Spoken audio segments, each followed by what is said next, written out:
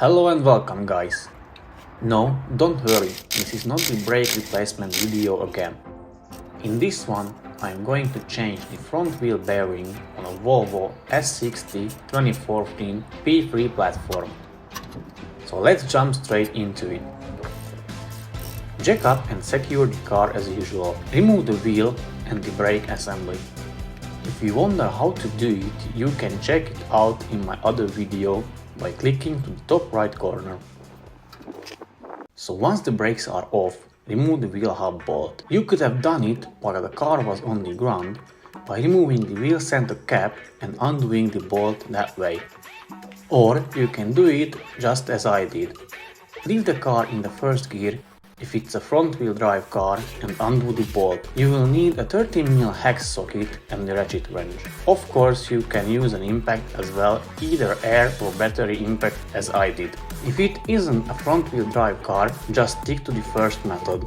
Next step is to remove the track rod and ball joint, also called tie rod and ball joint as well.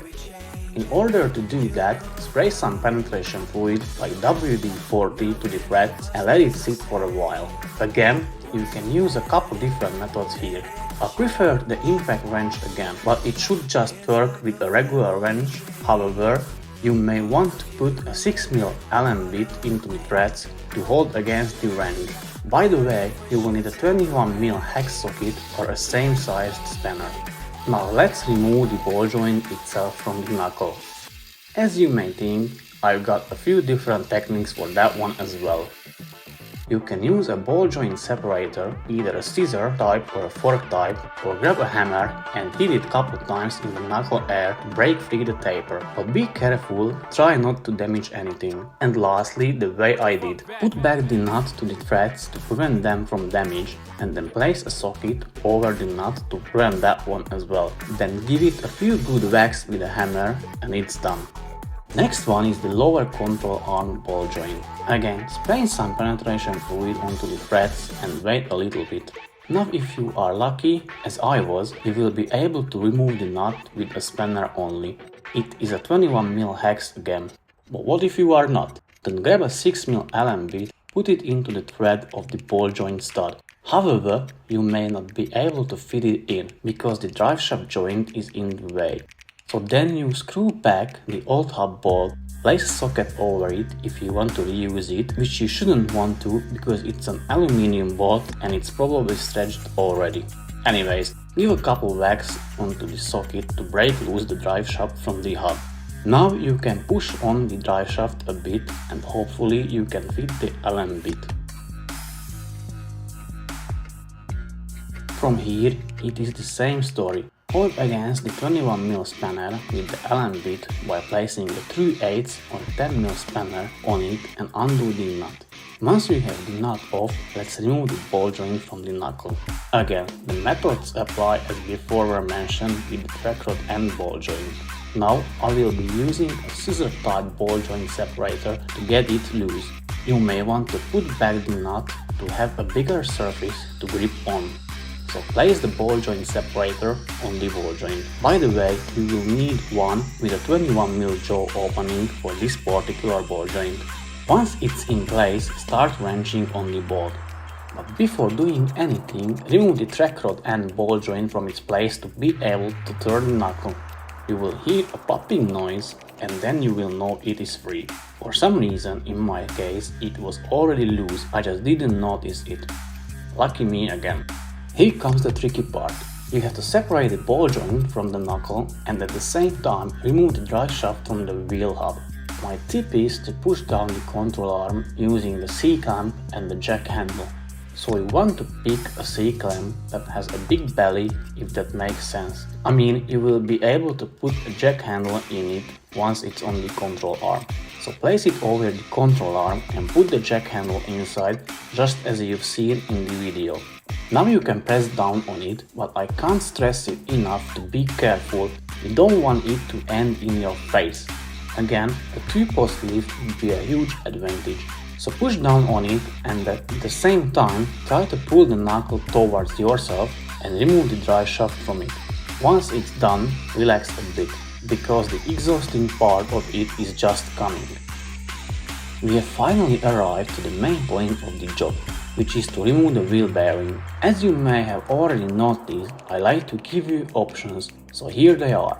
First one is to use the tool designed to remove the wheel bearing itself. It isn't just a typical wheel bearing, but a Gen 2 wheel bearing. The specialty of it is that the bearing and the hub come together, ergo can't be separated.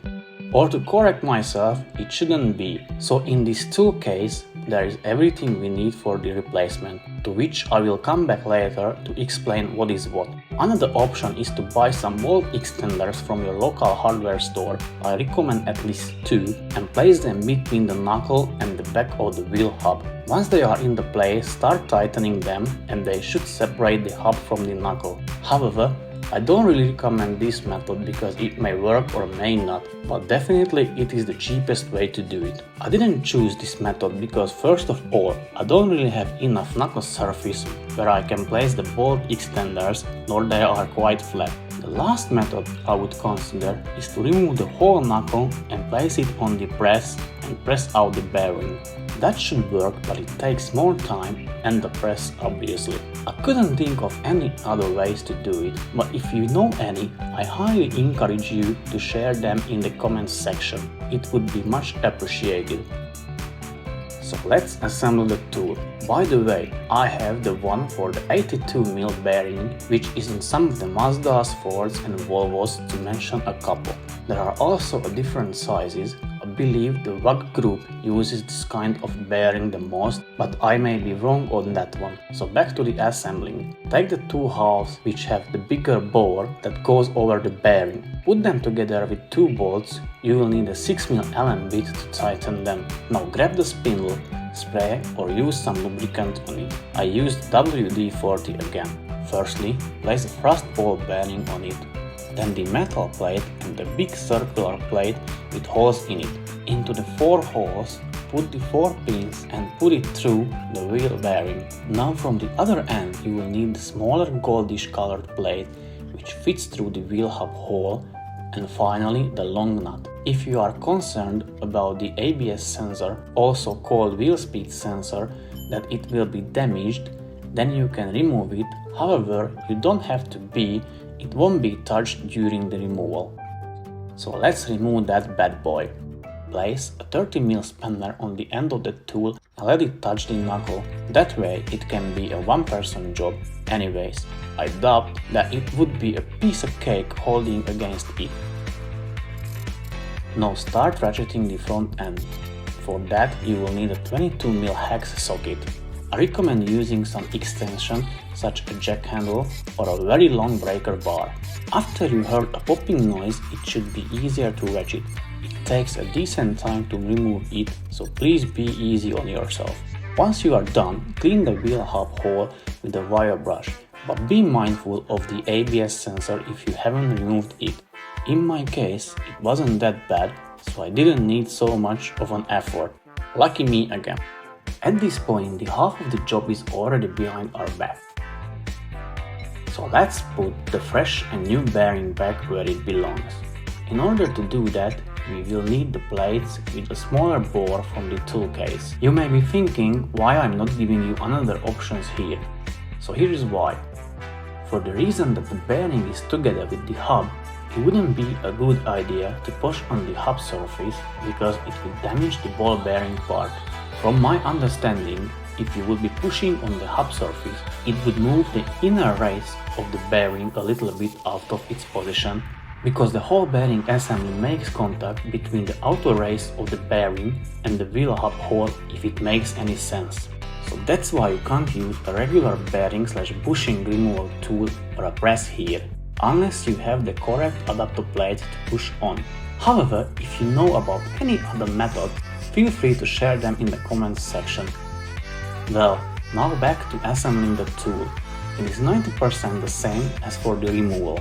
Unfortunately, you can't use the thrust bearing here because the spindle is not long enough, but anyways, it goes back easier than it comes out. So place the large circular plate over the spindle, put the 4 pins in it, but use the larger goldish colored plate on the end of the spindle instead of the small one, and finally the nut. Before you start tightening the things down, make sure you align the bearing perfectly straight and level into its position, or slightly tilted upwards, because when you will be ratcheting and applying force on it, it will come out of the alignment towards the bottom end of the bearing, if it makes any sense. Don't worry if you have to try it a couple times. Practice makes the master. So once the bearing is aligned, start ratcheting on the front end of the tool. Again, it will take a good effort and time to get it into place. You can tighten it all the way to the end, because it shouldn't go further than its place. Well, so we are done with replacing the wheel bearing. Now we just need to put everything back together. The only difference is that I used a different method pushing down the lower control arm in order to fit the lower control arm ball joint to its position. So I grabbed the jack handle and placed it vertically on the lower control arm and pushed down on it whilst pushing on the knuckle at the same time to get it back to its position where the ball joint just slides into it. Useful tip is to put back the dry shaft into its place prior putting together the lower control arm ball joint and the wheel knuckle. I still used the old bolts for it. Once they are done, you can put the truck rod and ball joint to its place and start tightening the things down. But before you rush yourself into it, I recommend you to retread both ball joint nuts just to make your lives easier. Stop it. Thank me later. By the way, the lower control arm ball joint nut is M14 by 1.5 size and the track rod and ball joint nut is M14 by 2 size. Make sure you don't mix them up. If they are retreaded, they should go on the ball joint stud with ease, what means you shouldn't need a 6mm Allen bit and the spanner to hold against it. After you are finished with them, you can torque down the wheel hub ball. Have it torqued down to 35 Nm and another 90 degrees.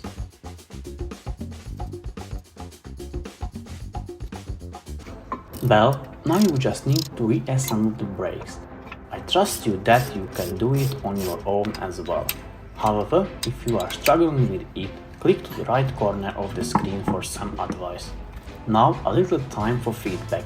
Please guys, let me know in the comments section if this was an in-depth detailed video to tackle this job on your own, or was it too much or still need more information on the process. Your comments would be much appreciated. Finally, thank you for watching and have a great day. Bye.